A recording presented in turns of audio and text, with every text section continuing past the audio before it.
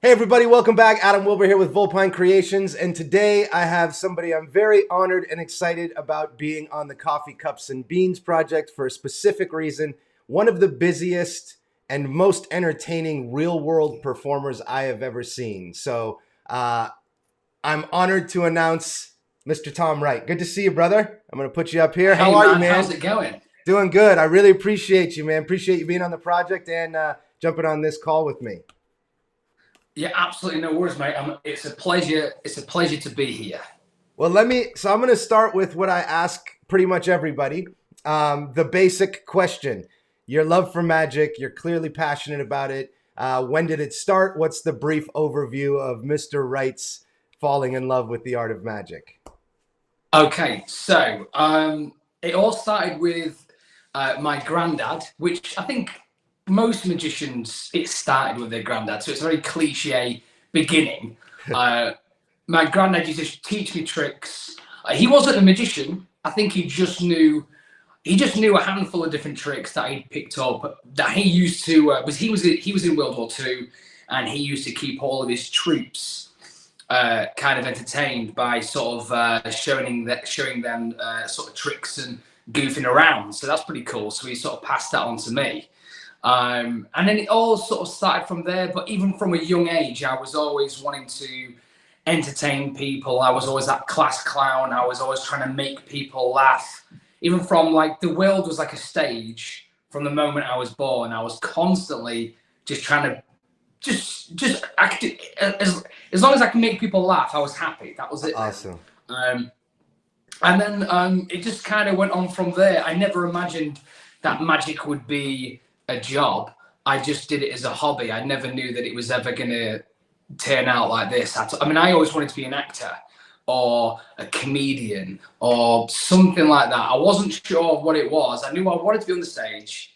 I You knew know I wanted to what? make people I laugh. could totally see you being like a James Bond, like Brit. Like I could totally see your career have gone with acting as well. But I think that's I don't partly know about James Bond. Not with this accent. no, Not with that's this. Not that with this. for an American, that accent is gold. Like I make a joke a lot about how much I would love to be able to really do a good British accent, walk out, right? Do half of my show and be like, for anyone who doesn't think I've fooled you so far, I'm actually American, and just switch the accent mid-show.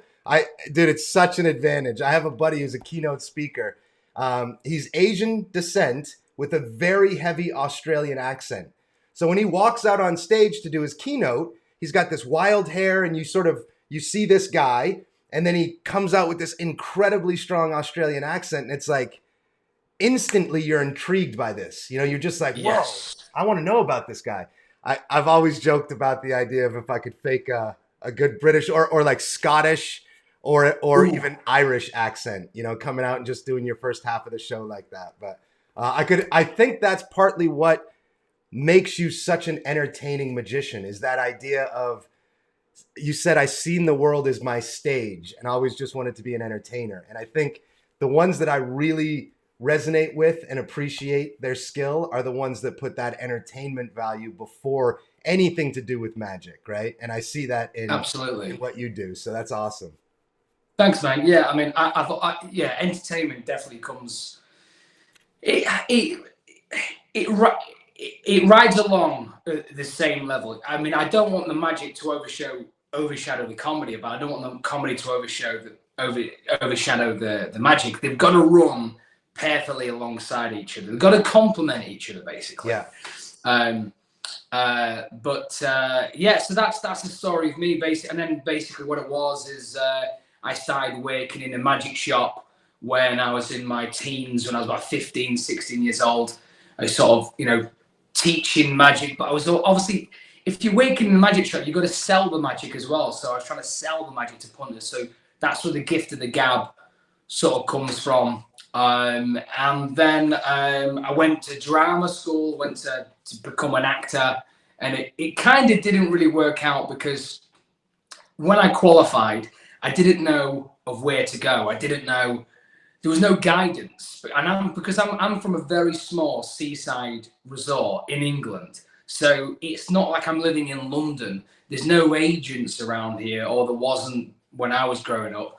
So so yeah, it didn't really work out. And then you know, my dad said, "Why don't you give sort of magic a go?" And I was like, "What? That's like a really stupid idea. What do you mean? No one gets paid to perform magic. That's like really stupid."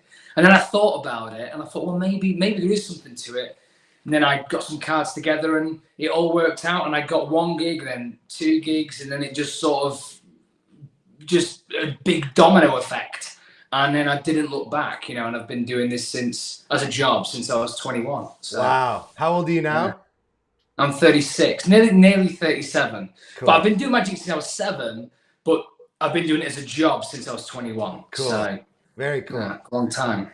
I say I have a lot of guests on, and again, the people I wanted on this project were people that were different styles than my performing style, but performers, right? I've got a network of creative friends, and I love them for their certain things, but it takes a true worker, specifically with a project like Cups and Balls, to be able to take it to the real world, perform it in front of real people.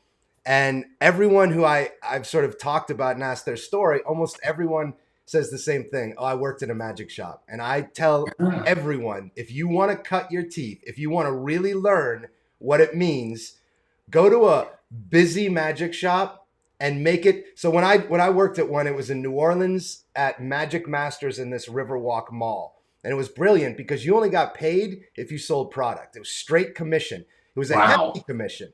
It was almost 50% commission, which means anything I push, I'm taking half of that home. So you've got, it was amazing. It was like dream job. And it was inner city New Orleans. So every day around 3 o'clock, all these inner city, you know, hoodlummy kids that were super fun, but super confrontational would come through. And it became this thing where every day I had to fool these kids. Like we became friends and they'd be like, all right, man, what's today? What's today? So my challenge was it was amazing. Best real world experience you could ask for is being in a magic shop and having that be your source of income. Because it's like, look, you can stand in a magic shop and play with the shit all day. But if it's up to you to sell to make your money, I think it's the best master class in how to be a real entertainer. It's awesome. Yeah, absolutely. Especially with what you just said. You know, if you don't sell anything, you're not getting paid. That's going to really motivate you as well, isn't it? Yeah. To, you know, actually perform and grab people and pull people in. So. And it's a different world. This idea of selling a magic trick as opposed to performing it for an entertainment value. It's just a drastically different world. But what it allows you to do is that quick-witted sort of like, whatever you got to throw at me, trust me, I've seen before. Let's go. You know, and I think it really is. Michael O'Brien works at the Disney Magic Shop. And that, I mean, imagine the foot traffic of different types of people that come in there daily. You know, it's absolutely. It's sad to see that a lot of them are shutting down, but you know, there's the ones that'll always be there. There's new ones popping up. Look what Brent Braun's doing, right? He just started one 3 years ago, and now it's booming, and he just bought a new building. So it's not like they're non-existent. I think it's just forcing magic shops to give a shit. Like if you don't put your A game up, you're not going to compete with online. So. But anyway, I want to transition and talk a little bit about Cups and Balls, Chop Cup. I know, again, graciously, you provided your working real world Chop Cup routine on the project. What's your, before this project came out, what's your history, love, hate? You know, what is it about the Chop Cup specifically that you love as a worker, really performing this for paying gigs? Okay, so first of all, what I will say is, I've never actually ever done Cups and Balls. Never done Cups and Balls. I've always done Chop Cup. And I think what I love about Chop Cup is, first of all, it's 1 cup, you know, so you haven't got 3. Especially for gigging, you know, Chop Cup's definitely the one, you know, because, you know, you only need to take 1. You only need to take 1 cup. You don't need to take 3 around with you from table to table. But I've always loved Chop Cup because I think probably of Paul Daniels. So obviously his Chop Cup routine is it's unbelievable. It's amazing. And it's not just a routine. It's him. It's the way he performs it. It's his timing. It's the comedy. It's brilliant. And what I love about Paul Daniels' routine is it's not too long. I think it's probably it's a lot shorter than mine, actually. I think it's about maybe 4 minutes long. Mine's around just over 6 minutes, my routine is. But I think his is about 4. But his is brilliant. So I think he's the reason why I got into it. And what I will say is, some people may say, "Oh, chop cut might be old-fashioned."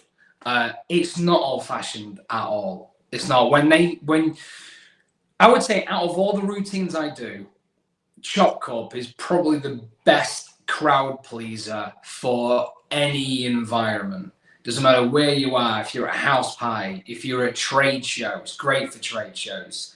If you're at a wedding, if you're at a corporate event, chop cut works pretty much anywhere. So that's why I love the chop cut. I've been doing chop cut as well since I probably started doing it, playing around with it when I was about 23, 24. I think I started playing around with chop cut, and I've gone through many different cups as well. And these cups are amazing. They're perfect. I'll tell you what is good. It's the perfect size for chop cup. Especially because it's not too big. I mean, some cups are quite big. I mean, I like the Ken Brook cup.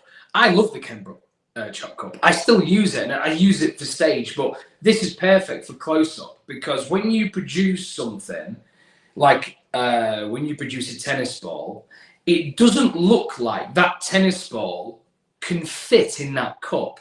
So when you lift it up, it really does. Even that looks really stupid, does. And when you sit it next to it, I'm trying to get on camera. It doesn't look like it could fit in there, so that's why it pops out. I mean, to be honest, you could probably get a baseball in it. I think a baseball is bigger than a tennis ball, isn't it? You can fit a baseball, yeah. Absolutely. In fact, this you can actually probably fit a bigger. And because it's not a wide mouth, you can get a really big orange in there, a huge orange, and a probably slightly bigger ball than a tennis ball. I think baseballs are bigger than tennis balls, aren't they? Slightly, very slightly, but they are, yeah. Yeah. So you definitely get that in there. But no, absolutely brilliant. So that's the history of me doing my chop cut. Paul Daniels is the first time I saw him do that, I must have watched it 10 times. It is, you're right. It's not, I've seen I've done cups and balls my whole life. I've loved it. I've seen all the chop cups. And then I remember seeing his and just feeling like there was this new life to this routine where it's not even about that, right? It's like you said, it's about him bantering and being silly and half confrontational and half funny. It was just such a masterclass on that. And, he's got 3 or 4 versions that you can watch, but yes, man, rest in peace. He is, he's one of those people that changed it forever. And master. He was a master at it. Absolutely. And I think he used to open his stage show with chop cup. Yep. I'm pretty sure he did. Yeah, he would stand right on I've been told that anyway. Table. Yeah, he'd come out, there's a little table, he'd do his little call. He had such a great piece of advice in a loud environment, how to shut the crowd up, right? Gold. I mean, those type of things, those little nuggets of like, holy shit, that worked, dude. That's one of the biggest headaches of a real worker's career is this, until you learn, like, force your customer to make them introduce you. But, we all go years and years of just like, all right, it's your turn, get up there. And you got everyone talking and clacking drinks. And, I just, Paul was one of a kind. But I remember watching him, and the first time I saw it, it was on a TV show. And I'm like, there's no way this is going to play.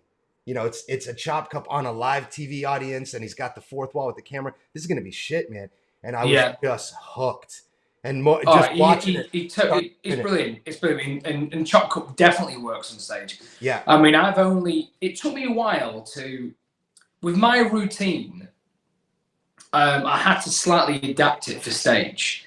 And I've only just, in the last sort of 2 to 3 years, got used to doing my own routine on stage, but now it really does work now. So yeah, absolutely, chop cup definitely works. And you use one of the tall silver ones for stage, one of the Ken Brook ones. Yeah. Although, do you know what? You could totally use this on stage. Absolutely. In fact, I will definitely give it a go. The reason why, because this is white, I don't think the light, because it's not shiny. Yep. The lights on stage won't bounce off it, because that's the problem. If you use a shiny cup and the lights bounce off it, it's too bright. So the other one that I use is this one. Actually, I've got it here. So this is the Ken Brook one. So I'd use that for stage there, because it's nice. It's not. This is the one that Paul Daniels used. Beautiful. However, that would look equally as good on stage. So I'll definitely try this in my stage act. There's no reason. I mean, this looks more normal, so this is a cup, so definitely. It is what you go. I mean, it's what you're going for, right? Some people prefer that idea of clearly this is a silver prop for magicians because we've got a little thing we're doing. I get it. So we'll transition there slightly. So as far as this kit in general, you said you don't really do a cups and balls thing, but you've now worked this. Go ahead. No, but what I was going to say is because I don't do cups and balls, I'm really excited to see the cups and balls on the project. So I know you've definitely got some people doing it, and I'm guessing you're doing your cups and balls as well. So I'm really excited because I want to learn cups and balls as well. So I'm really excited to see yours. Obviously, I know Craig Petty's on there. Ryland, his son's on there. I'm not quite sure. Ryland does it. There's a guy, Matthew, from New York, who does a sit-down version. It's a real worker version because he's in New York banging out public shows every day. And he's got a really pretty handling of it sit down, which is cool too. I definitely will love to, once I've watched Project, I would love to try and do a Tom Wright cups and balls routine for you once I've played around with it. So yeah, I would definitely love to. Yeah, I definitely want to learn the cups and balls because I definitely want to come up with my own routine for it. It's one of those things that it's the perfect routine to be able to put your flavor to, right? There's so many different options, and most of the routines I'd seen in the 20 years of learning and trying to play around was this idea of oldest trick in magic, hieroglyphics. Here, let me give you this history lesson, blah, blah, blah. And it was always this sort of universal theme of I'm going to give you a history lesson of magic through cups and balls. So I I took something I got from Jamie Ian Swiss, where he was talking about the 5 fundamentals of magic: appearance, disappearance, transposition, transformation, and defying the laws of nature. And he touched on it. And I was like, man, that's a different idea of, it's not a history lesson of the cups and balls. It's more of a synopsis of magic as a whole, and outlining this idea of this trick is so special because it uses all of these things. Yeah, it does. Absolutely. That's what's great about it. Exactly. And it allows you the freedom to really, just put pick a plot and you can make the cups and balls fit that plot, right? It's just one of those tricks. You don't have to stretch it too far. And a lot of the corporate I'll do if they do a hospitality, but they want the theme built into the hospitality 45-minute. I'll always do a cup and ball because it's just so universally easy it's like rope routines, right? You can pretty much say we're all connected again, or now it comes full circle or whatever. It's the same with the cups and balls for me. And that's what I really like about the project is that if people really take it and do what you'll do is study it and then Tom write it out, you get such a clear vision of their personality and their performance. I'm getting excited. I'm thinking about it already. Actually, I can't wait to see everyone's cups and balls, so I can just basically nick every little best bit and just make my own. Exactly. No, I'm really excited, and the loading system is great. For I'm allowed to show this in camera. Yeah. This is brilliant. So obviously for the cups and balls and for doing the stage routine, this is going to be great, you know, because so that's going to be great. I can't wait to do this. So, yeah, obviously you've shown this already off to. Yeah, I mean, the whole point of this and really what we're trying to do at Volpine is like, look, if you're going to give us your money, you're a professional magician or a true hobbyist. I'm not trying to trick you. Like, my job is not to trick the people who are buying it with some fancy trailer. And I'm not talking about false advertising tricking. I'm just talking about, like, I get it. We're supposed to keep the secrets from laymen. But for the magicians, it's like, here's what this is. If you think you can do the routine, if you think it's something you want to do, here it is. Now make your decision, right? I'd never want someone to buy something and be like, ah, shit, that's not what I thought it was. So Yeah. I have a thing called color psychology coming out, which is essentially a chair test without chairs. So you come out with these colored wallets. Everyone picks a wallet. You've predicted the order of what was going to happen. And the method is so much cooler to me than the action. The effect is dope and I love it and I use it in my shows. But the method, when I show magicians the method, is and that's when they're like, oh, dude. So this whole trailer is going to be some lives, right? Showing me doing it, having some more people on the project like with this, but then at the end being like, hey, we're not here to trick you. Here's how it works. And just show the method, right?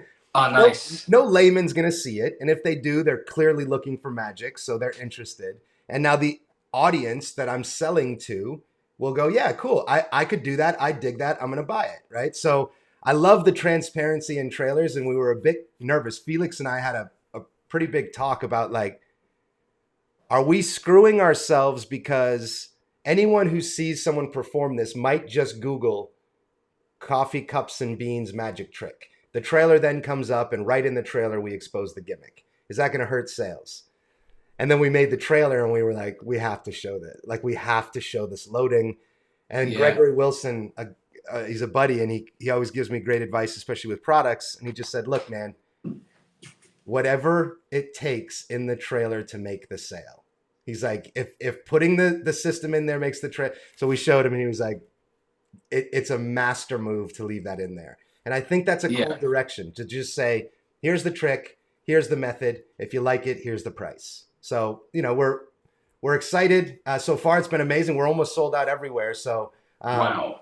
We got another order in, but it's been overwhelming, the feedback. And honestly, just the amount of people who said, I never gave a shit about cups and balls, now I give a shit, is like, that's it. That's the point, right? You put magic out. You know what it's like when you put something out and someone calls and says, now I'm going to do this. You know, I think I reached out to you when you put out your, you had the chop cup thing with the sleeve, right? Oh, yeah. That was by Alan Hudson. So he came up with chop glass. But you were part of that somehow, weren't you? Yeah, so they wanted my routine on there. Yeah, I'm not the only one. I know. And then they just I came up with additional moves with the chop glass sleeve as well, which is kind of cool as well. There's some moves that I never actually put on there, which I probably need to do as well. I've got some new additional things to that, but yeah. Well, hey, man, I want to say again, thank you for being a part of this and giving, you know, your baby to anybody who's watching. And I want to also just sort of say, if anyone wants to learn about you, your new products coming out, first and foremost, are there any new Tom Wright things in the works that you can talk about? Not yet. At the minute, I've been kind of working on my stage act. Okay.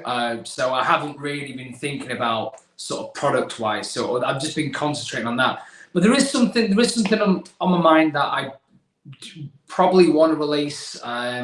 But I'm not sure yet. Maybe I know a good company you could work with. Let me know. Okay. Yeah. Well, again, dude, thank you for your time. Thank you for being on this project. Where can people follow you if they want to learn more about you? Yeah, just put in Tom Wright Magician into Instagram. So give me a follow on there, or put in Tom Wright Magician into Facebook. Those two will be fine. Awesome. Well, Tom, thank you again. It's been an honor, and I know everybody who's watching this that got the project is going to be thrilled with the routine you supplied as well. So thanks again. Thanks, man. I can't wait to see everyone. I'm excited to see everyone else's routines. I really, really am. I can't wait to see it. Awesome. Thanks again, brother. See you soon, man.